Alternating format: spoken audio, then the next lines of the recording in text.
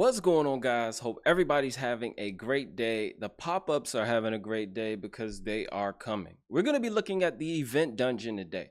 Event dungeon has rolled back around, and if you want to get that sweet pinpoint, you got to farm it. There's also a relic available in there. I think there's two relics available from the event dungeon. Now, the mechanics are totally different, but we're going to come in with a very similar strategy. We want to use as much HP burn and enemy max HP as we can.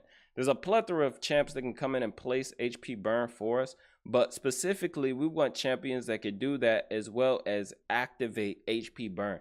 So obviously we've got, Ninja, who's a star tomb, Drang, got Alaz, who can do a bit with placing HP burn and whatnot for you. Artak, great. Sersha is amazing there now, probably. Sissia, amazing. So Furion, number one for sure. So we're going to be running some HP burn in there, some stuns in there to make sure that we can keep those minions on the side kind of controlled, as well as some enemy max HP. That could be Nut, that could be a Crizia, that could be, well, you don't really want to use Marius because he's going to place buffs across the board, and once he does that, the boss is going to take an extra turn. So Marius, probably not your best option here. I'll go and look at the team. We'll show you guys the team, and then we'll go through the gear, see how everybody's geared to actually make this happen. So we are on stage 30. We've got pretty fast times right now, pretty consistent times, but this is the squad. Very similar to the original event dungeon squad I had, minus Yugo for block buffs. We don't need her this time. So we took the Yugo out of the comp and we literally just put in another HP burner. Last time I think I ran solo Sulfurion in there with, just Yugo in place and then these guys. So I'm gonna come in and show you guys pretty much how the run works. I'm gonna slow it down and let it run full auto. So first we get a stun. We get stuns out. The issue here is if you don't drop turn meter with the stun with Armands, it kind of messes. It could kind of get shaky for you.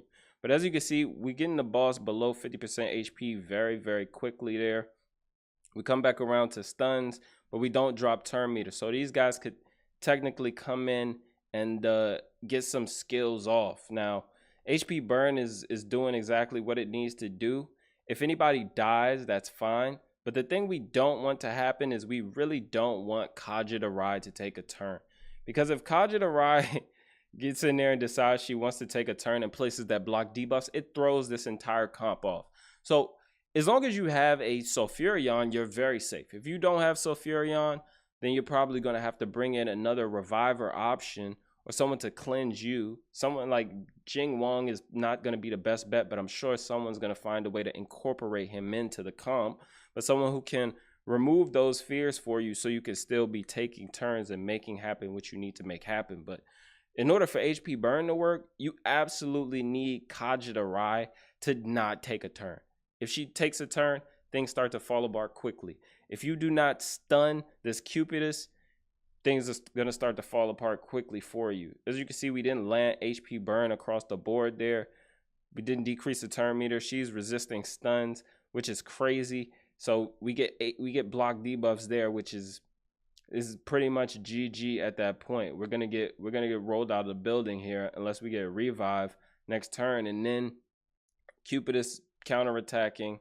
It's just not gonna be good at this point. We're gonna definitely lose here. So that is a GG. So I don't know exactly how much resist this boss has, but my Armands has 592 accuracy. You would think that is enough for just PvE content in general. And Cupidus is negative affinity, so not exactly sure what happened there. Kaja also negative affinity. Would love to see what stats are on these champs. I'm not too worried about the Timid the Fool that much. He can do some damage to us. It's going to be fine. But I am very concerned about not being able to stun and reduce the turn meter of Kaja the Ride. Wait, is she immune? Is she just immune to turn meter effects?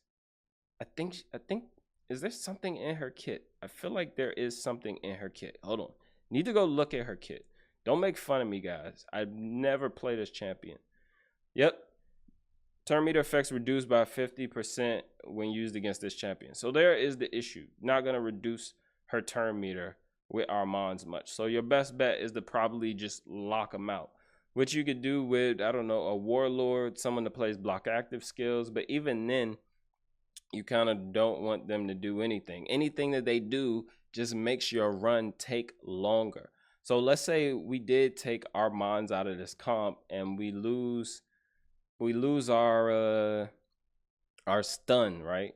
Which is helping us out so much because now, you know, Cupidus is going to be taking turns. So if we do use someone like a warlord, then it's just not going to work out for us. Someone like a Carnage could come in, maybe lock out passives, and that way, you know, it helps us out a bit with the Cupidus, but doesn't necessarily help us out all the way with the Kaja to Rai, because now I need to still bring somebody in to, I don't know, drop her turn meter and stun, fill 2 spots. Ideally, I want to be able to fill this 1 spot with a champion who can just about do everything Armand's is going to do. So stun across the board, and maybe we get decreased defense. Odin could be a good option there, but I did some testing with him. He does not target the boss with his big smack after. So let's see if we put Odin in here to get a run done, right?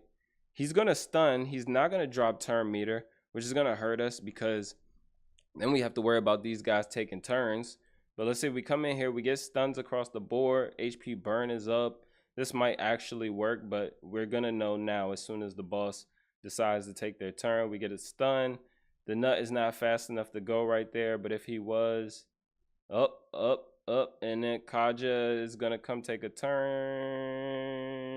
and we get some turn meter boost.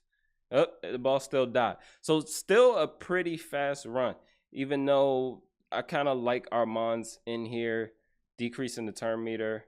We do get decreased defense. The issue becomes if one of the Sulfurions AoEs while this Cupidus is not stunned, then we start to have issues. We got the True Fear on us now.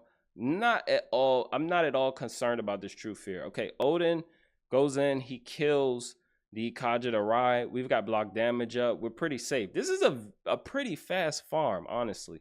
So you could bring in someone like Odin. You could bring in Armand's. You could try to play around with various lockout champions because, you know, Carnage the Arnok definitely going to come in here and be a menace to you know, this boss. He's going to place block active, block passive skills. You could get it, you know, spread around as well, but you need him to take a few turns for that to happen. So there are a lot of things that you could come in here and play with the boss to try and get it done. But whatever you were using in the last event dungeon, I would say take that, modify it a bit, and you should be able to come in here and do this boss no problem at all. So we get the reset there. It's running smooth. Everybody gets stripped. Let's see just how good. Okay, so yep, that is what happens when the Cupidus starts to take turns. So that's why I was using Armand's. It's just going to be a lot more reliable so that you can keep the turn meter of that Cupidus down, as well as the stun, man, because once they start taking turns, it's going to be bad. It's going to be bad. We got partner champs in there. It's just going to be bad. So let me know your thoughts down below in the event dungeon if you're going to be farming pinpoint. I'm definitely going to be getting some pinpoint farming in, guys, because the set is just that good. Weak hits on Timid, it's going to be okay. He's going to take a turn. Kaimar's dead. We get the extra turn there from Sulfurion for the res, and then boom, it's done. So I'm going to show you guys the gear really quickly on the champions. So the 2 Sulfurions, one is in Merciless, actually. Need to get him in 9-piece, but this one is in 287 speed, decent HP, okay accuracy. Probably need a lot more for what we are up against. The second is 299 speed, 543 accuracy. Then we have Armand's in there, who is running at 342 speed, 592 accuracy. He is in supersonic. Then we have Nut in there, who is running at 290 speed with a little bit of decent amount of crit damage. And then lastly, Kaimar, who I had to take a piece off to slow him down, make sure he goes after everybody. 269 speed. So just put your reset champ after everybody goes, you'll be fine.